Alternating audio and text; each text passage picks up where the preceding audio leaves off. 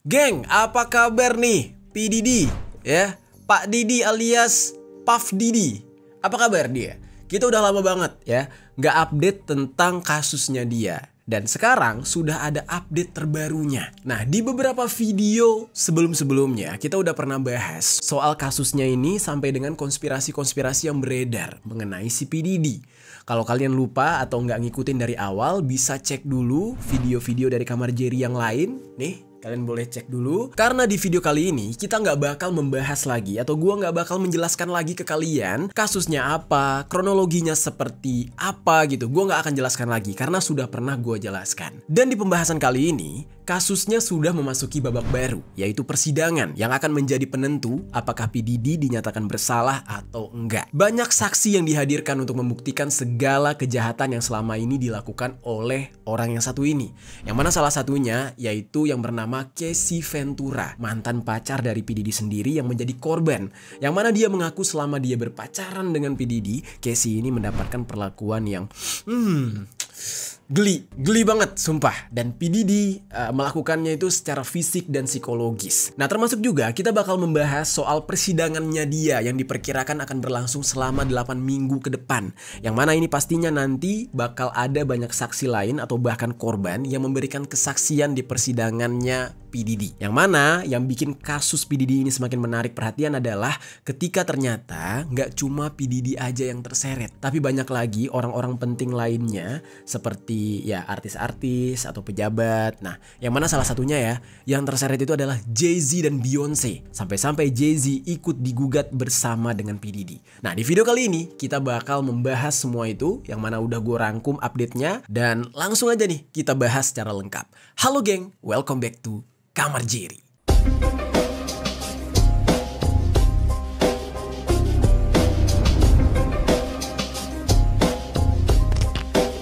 Geng. Jadi geng, P. Diddy ini kan diduga sudah melakukan kejahatan selama bertahun-tahun nih. Sehingga korbannya itu pasti banyak banget. Dikabarkan ya, di dalam kasus ini ada 120 orang yang sudah melaporkan bahwa mereka menjadi korban dari P. Diddy. Kebayang tuh, 120 orang terdiri dari cewek dan juga cowok. Karena seperti yang kita tahu ya, P. Diddy ini belok dan ada kelainan gitu. Makanya dia mempersiapkan banyak baby oil di dalam melakukan tindakan bejatnya. Sebelum gue membahas soal persidangannya, gue mau menjelaskan dulu nih pengakuan dari beberapa korban yang termasuk ke dalam 120 orang tadi. Nah, kita ambil beberapa orang aja, yaitu 6 orang aja yang memberikan tuntutan mereka. Dan yang mengejutkan adalah karena di antara ke-6 korban, 4 orangnya ini adalah laki-laki. Tushbol geng, tushbol ya. Ingat itu, ritmu kesukaanku. Astagfirullah. Oke, ini salah satunya adalah seorang pria yang tinggal di North Carolina. Dia ini menuntut P. Diddy atau menuduh P. Diddy melakukan kekerasan seksual kepada dia ketika dia masih di bawah umur. Dan saat itu dia menghadiri sebuah pesta yang disebut dengan white parties ya, yang sering dibicarakan oleh orang-orang, yang mana ini memang diadakan oleh P. Diddy di Hamptons, Long Island pada tahun 1998. Saat itu dia mau jadi seorang musisi besar. Karena P. Diddy ini kan orang yang cukup berpengaruh di dalam dunia hiburan Amerika, makanya cowok ini datang ke pesta tersebut untuk bisa mendapatkan bantuan dari P. Diddy untuk mengangkat namanya dia menjadi seorang artis, geng. Ketika itu ya, terjadilah perbincangan di antara mereka nih ya, deal-dealan mau gimana nih jalan untuk membuat dia terkenal gitu. Nah, tiba-tiba di tengah-tengah sedang membicarakan bisnis tersebut, P. Diddy secara mendadak memerintahkan dia untuk melepaskan celananya dia dengan alasan bahwa itu adalah bagian dari ritual atau tradisi agar si cowok ini bisa menjadi seorang bintang. Dan bahkan dikatakan kalau P. Diddy ini sempat bertanya juga kayak gini, apakah kamu nggak pengen masuk ke dunia musik? Wah, mau bang Diddy masuk ke dunia musik? Ya udah masuk dulu ya. Aduh, gue kalau bahas P. Diddy nih ger banget anjing. Dan sebenarnya geng, pria ini nggak mau melakukan apa yang diminta oleh P. Diddy ya, tapi dengan sosok P. Diddy yang disegani banyak orang, dia jadi nggak berani. Dan P. Diddy kan banyak pengaruh gitu di Amerika. Nah, kondisi ini jelas tidak tidak berpihak lah pada si cowok ini. Dia ketakutan. Nah, dia merasa takut kalau nggak nurut dengan perkataan P. Diddy. Dan akhirnya dia merasa terpaksa dan dia pun menuruti permintaan itu. Dan disitulah terjadi aksi yang tidak pantas kepada si orang tersebut. Nah, kemudian ada pengakuan juga dari pria lain ya, selain si pria ini tadi. Yang mana pria lain ini ikut menjadi korban dari P. Diddy. Nah, dia mengaku kalau dia diserang oleh P. Diddy di sebuah gudang penyimpanan toko utama Macy's yang berlokasi di Herald Square. Di dalam insiden itu, dia mengaku sampai mendapatkan tindakan kekerasan di bagian kepala yang kemungkinan besar dilakukan oleh P. Diddy langsung menggunakan senpi. Ya, nah setelah dia diserang, P. Diddy langsung melakukan aksi bejatnya kepada si cowok ini. Nah, kalau dia mencoba berteriak meminta tolong, maka P. Diddy mengancam dia dengan bilang, "Diam atau aku dor palamu." Jadi ancaman P. Diddy kayak gitu. Jadi ibaratnya gini, mending palamu yang aku dor atau s**mu. Ya udah si cowok itu bilang, "Aja Pak deh, gas," gitu. Nah, terus geng, ada lagi pengakuan dari saksi yang lain. Nah, ini seorang laki-laki juga, pria juga.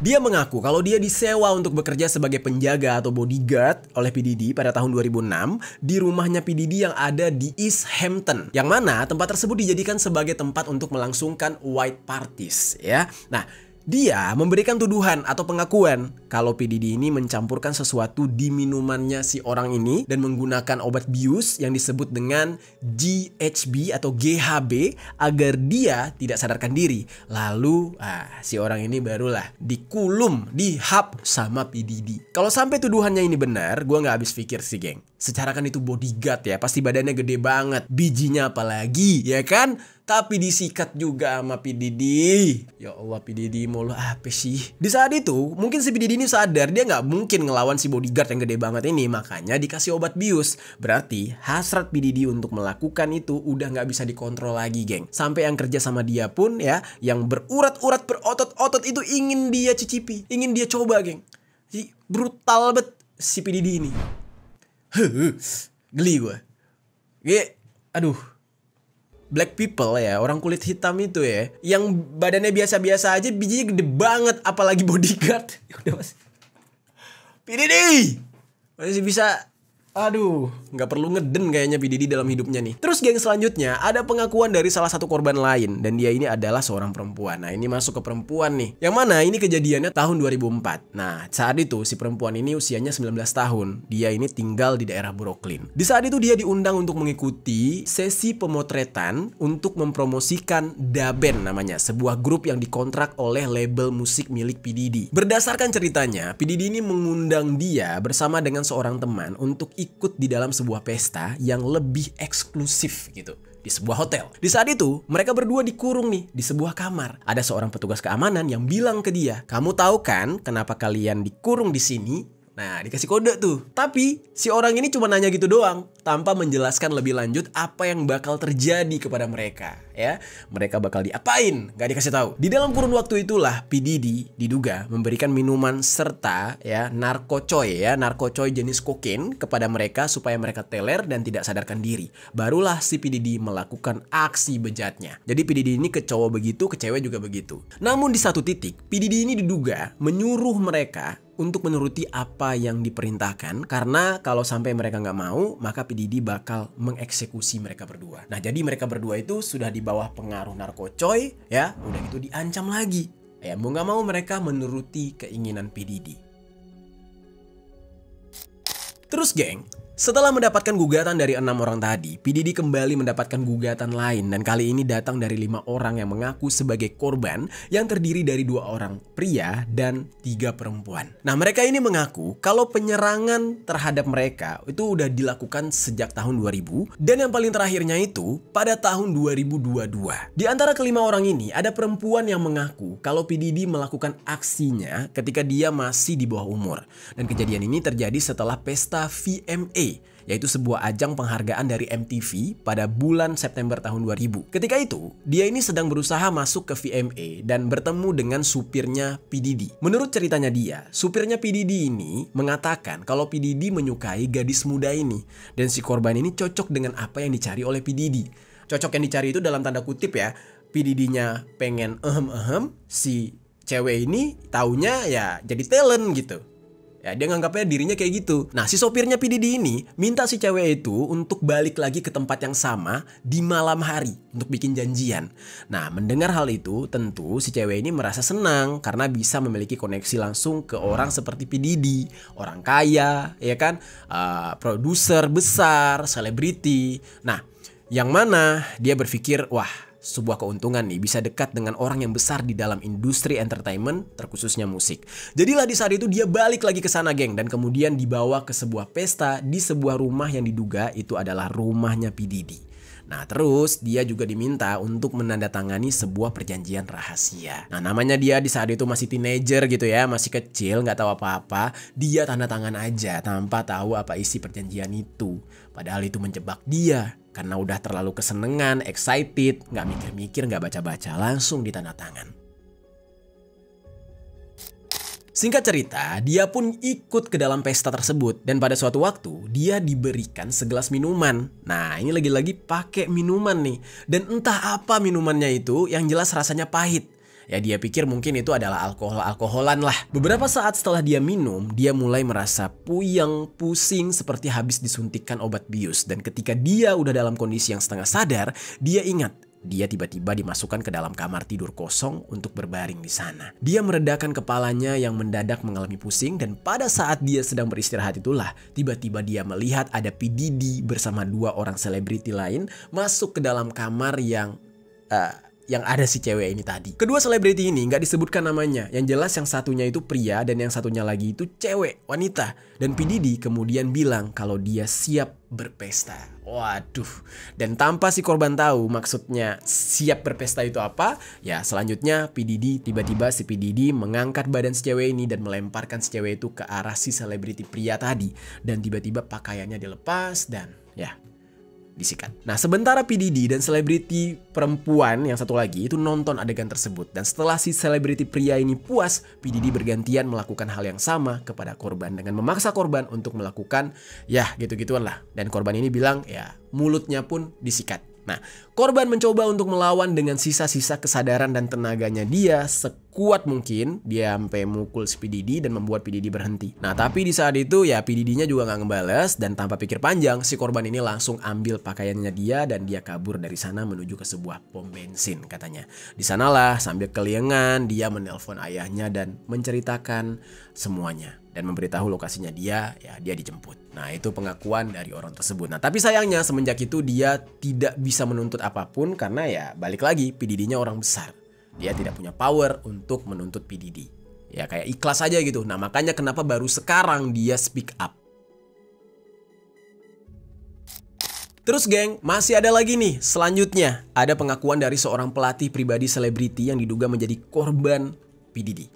Gila nih ya, pelatih pribadi loh, PT, ya, personal trainer. Dia ini mengaku bisa mengenal P. Diddy ketika kliennya yang merupakan seorang desainer mengenalkan dia kepada P. Diddy. Dan kliennya ini bilang kalau P. Diddy terkesan dengan program pelatihan yang dibuat oleh si personal trainer ini atau pelatih pribadi selebriti ini. Nah, karena hal itulah si kliennya tadi yang merupakan seorang desainer mengundang dia untuk hadir di sebuah pesta setelah acara penghargaan di Los Angeles pada bulan Juni tahun 2022. Nggak disebutkan ya geng, acara penghargaan apa itu. Namun dugaan kuatnya itu adalah penghargaan BET atau BET karena ya P. Diddy ini menjadi tuan rumah pesta setelah acara penghargaan tersebut diadakan dan waktunya sama-sama di bulan Juni 2022. Setibanya dia di pesta tersebut, si korban ini bilang kalau dia ini sempat diperintahkan untuk menandatangani NDA, sebuah singkatan untuk Non-Disclosure Agreement, atau kalau dalam bahasa Indonesianya adalah perjanjian kerahasiaan. Setelah dia menandatangani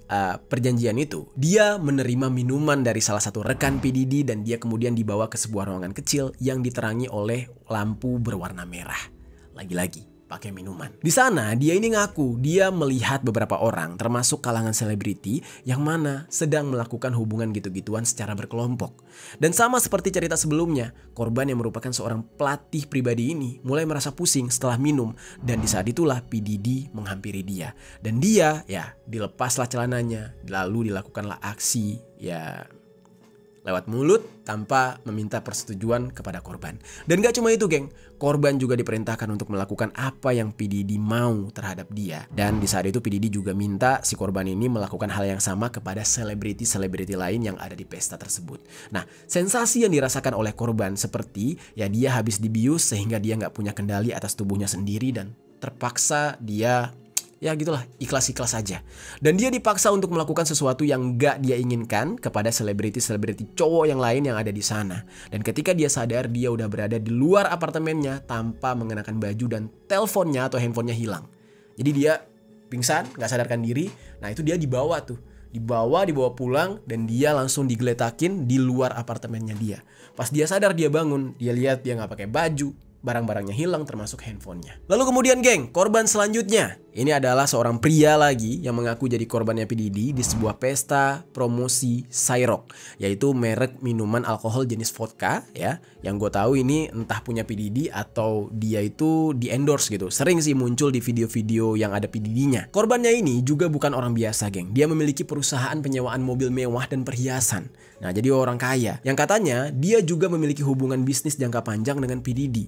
Jadi bisa dikatakan partner bisnis yang penting, orang besar gitulah. Nah P. Diddy ini juga sakne terhadap dia dan disikat juga. Nah di saat itu dia bilang P. Diddy ini mengundang dia ke sebuah pesta. Terus P. Diddy tiba-tiba manggil si orang ini untuk masuk ke dalam ruangan kantornya. Nah namun saat itu P. Diddy udah dalam keadaan mabuk dan bertingkah aneh. Tanpa disangka-sangka P. Diddy malah membuka celananya sendiri terus nunjukin kikuk-kikuknya geng, yang super black mamba besar itu. Nah ditunjukin lah ke si orang ini. Dan P. Diddy kemudian tiba-tiba memegang itunya dia, dan aksi tersebut dia pamerkan lah kepada si cowok ini. Aksinya ini baru berhenti ketika ada seorang atlet yang nggak disebutkan lah namanya tiba-tiba masuk nih ke dalam kantor P. Diddy. Mungkin dia nyasar atau apa, tiba-tiba masuk ke sana. Nah karena nggak mau kejadian tersebut terulang, akhirnya si orang ini langsung meninggalkan party tersebut. Dia langsung pulang dengan perasaan trauma ke rumahnya. Nah dia ceritakanlah kejadian yang gak senonoh tersebut. Gila banget ya. Gila banget si P. Diddy ini. Sakne parah. Sama cowok tapi. Terus geng, gugatan lainnya datang lagi dari seorang wanita nih ya, yang mendapatkan aksi yang tidak etis dari P. Diddy. Ketika itu kejadiannya di Las Vegas pada tahun 2014. Dan ketika dia datang mengunjungi kota tersebut di akhir pekan Memorial Day. Nah itu kejadiannya di saat itu. Dari ceritanya dikatakan ada seorang pria yang bekerja sebagai promotor pesta ya, promotor party untuk P. Diddy yang mengundang dia ke sebuah party selebriti yang eksklusif di sebuah lounge yang ada di tepi kolam renang. Pria ini yang memperkenalkan si cewek ini ke P. Diddy, dan setelah dia datang ke pesta tersebut, dia tiba-tiba kembali diundang lagi oleh pria yang sama ini ke pesta yang lain yang diadakan setelah pesta tadi. Pesta yang kedua ini diadakan di hotel milik P. Diddy sendiri. Dan ketika itu P. Diddy menyuruh dia untuk meminum vodka. Nah karena merasa itu biasa aja karena di pesta gitu ya, nggak ada yang aneh, dia pun minum sekitar 1-2 gelas. Tapi nggak lama kemudian dia mulai merasa mual dan pusing sampai nggak bisa mengendalikan diri. Sejauh yang dia ingat, kenalannya dia yang promotor pesta tadi itu meminta dia untuk berbaring di kamar tidur aja, yang mana kamar tidur itu kosong. Nah dia bilang ya tidur aja di sana dulu, berbaring aja di sana sampai membaik gitu. Nah jadi kan terkesan kayak wah baik banget nih orang. Nah si cewek ini nurut dan gak ada yang aneh-aneh lah yang dia pikirkan. Nah akhirnya dia tidur berbaring di kamar itu. Dan di saat itu sepanjang malam dia gak ingat apapun. Nah tapi keesokan paginya tiba-tiba dia masih merasa pusing sedikit pas bangun dan badannya itu pegal-pegal. Terus dia sadar dia ngelihat P. Diddy dalam keadaan yang gak pakai apa-apa, sehelai benang pun gak ada di badannya, dan si P. Diddy sedang berada di sudut ruangan. Nah di saat itu ya P. Diddy-nya lagi nelpon. Terus korban itu mulai sadar kalau ternyata dia juga nggak pakai apa-apa, dan di area sensitifnya terasa sangat sakit. Nah dia bingung kok bisa sakit nih area ini, area anuku gitu ya. Dan di saat itu karena ya yang ada di sana cuma ada P. Diddy yang nggak pakai baju, ya dia yakin kalau pelakunya adalah P. Diddy. Sudah anuin dia. Nah jadi sebrutal itu geng si P. Diddy. Terus nggak sampai di situ, ada lagi nih seorang rapper sekaligus produser.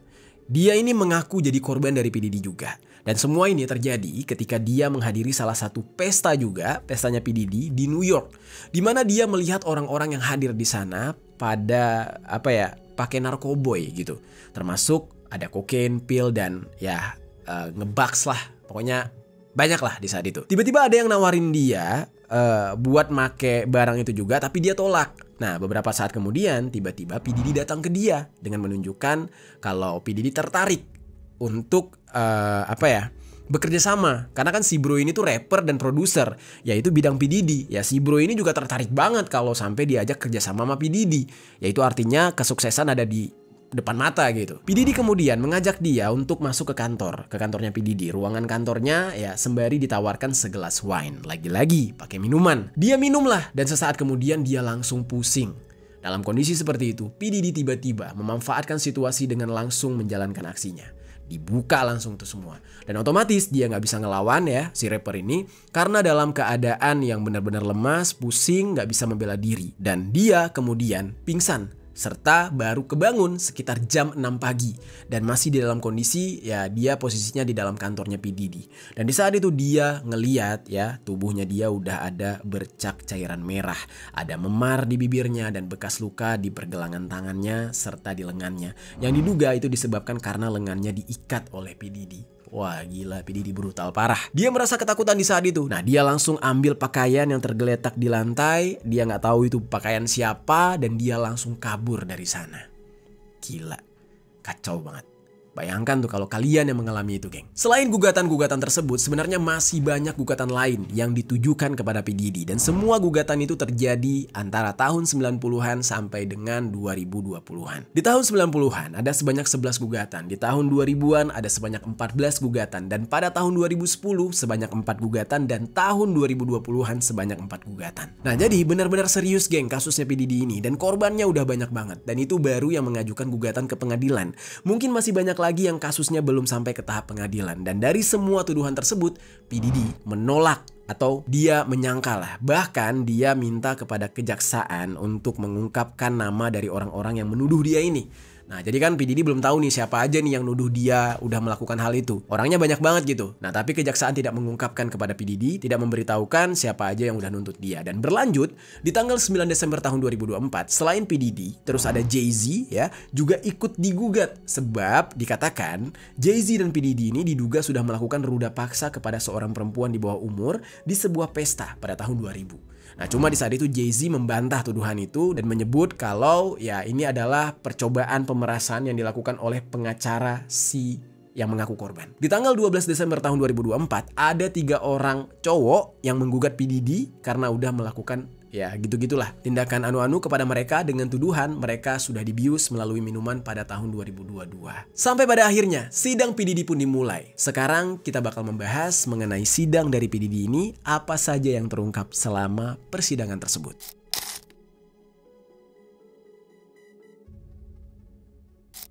Jadi geng, sidang perdana P. Diddy ini dimulai di hari Senin kemarin, tanggal 5 Mei 2025. Tapi persidangan tersebut masih dalam rangka pemilihan juri dan pernyataan pembuka dari para pengacara. Mau itu dari pihak korban maupun dari pihak P. Diddy sendiri. Kesaksian dari para korban atau saksi itu baru dilakukan di sidang selanjutnya, yaitu tanggal 12 Mei 2025. Ada seorang saksi yang bernama Daniel Philip. Dia ini adalah seorang pekerja anu-anuan gitu-gituan dan dia mantan dancer gitu. Kenapa Philip dipanggil sebagai saksi? Karena sebab dia dituduh sebagai seseorang yang disewa oleh P. Diddy untuk melakukan hubungan gitu-gituan dengan pacarnya P. Diddy, yaitu Casey Ventura. Nah, jadi P. Diddy ini punya kelainan, suka ngeliat pacarnya disikat orang. Dan Philip ini mengklaim dia dibayar sampai $6.000 Amerika ya oleh P. Diddy untuk bisa menuruti keinginan dari P. Diddy tersebut. Dan sesinya berlangsung selama beberapa tahun dengan durasi hingga 10 jam. Philip bilang kejadian ini terjadi di Gramercy Park Hotel yang ada di Manhattan, terus di Jumeirah Essex House, dan rumah milik si P. Diddy sendiri dengan si Ventura, si ceweknya tadi. Dari kesaksian Phillips ini, dia mengaku melakukan hubungan itu dengan Casey di tahun 2012 di Gramercy, sementara P. Diddy cuma duduk di sudut ruangan ngeliatin itu. Nah di satu momen, Casey ini memberikan beberapa ribu dolar kepada Philip untuk mengolesi tubuhnya dia dengan baby oil ya, dan memijatnya dia, sementara P. Diddy melakukan self service. Paham ya self service ngapain? Ya gitulah. Nah setiap pertemuan tersebut Philip ini bakal diberikan kode sebelumnya untuk memberitahu pihak hotel agar dia bisa masuk ke dalam kamarnya P. Diddy. Tapi gila juga ya Philip ya. Kan seharusnya ya dia udah enak kan, udah gitu-gituan sama ceweknya P. Diddy dibayar lagi. Kenapa dia bikin pengakuan ya? Apa mungkin sekarang dia merasa udah butuh duit kali, makanya dia merasa menjadi korban gitu. Ya gue nggak tahu juga. Nah menurut kalian gimana tuh geng? Nah terus geng, Philip ini juga pernah ngeliat P. Diddy melakukan ya tindakan yang kacau banget ke si Casey pacarnya, dan di saat itu Casey sedang membuka komputer milik P. Diddy. Dia menduga kalau Casey ini lagi cari sesuatu di komputer tersebut tapi nggak tahu apa. Nah nggak lama dari itu P. Diddy tiba-tiba memerintahkan si Casey untuk ke kamar tidur, cuma Casey ini nggak langsung jalannya lambat gitu loh. Nah P. Diddy kesal dan dia ngelempar botol ke arah Casey, dan beruntungnya tidak kena, dan botol tersebut menghantam dinding sampai pecah. Dan menurut Philip, botol tersebut kayak botol alkohol. Dan setelah itu, P. Diddy langsung ngehampiri si Casey dan menjambak rambutnya, kemudian diseret ke kamar tidur. Philip mendengar seperti ada suara tamparan, terdengar juga ada suara Casey yang minta-minta ampun. Nah, Philip ini merasa kasihan ke Casey. Dia sempat tanya ke Casey kenapa dia masih mau dengan P. Diddy, ya kalau dia kayak gitu kan. Nah, Casey ini diperingatkan lah sama si Philip, ini kamu bahaya kalau sama P. Diddy terus. Nah, tapi Casey berusaha untuk meyakinkan Philip dengan bilang kalau ya dia baik-baik aja, dia aman-aman aja kok dengan kondisi itu.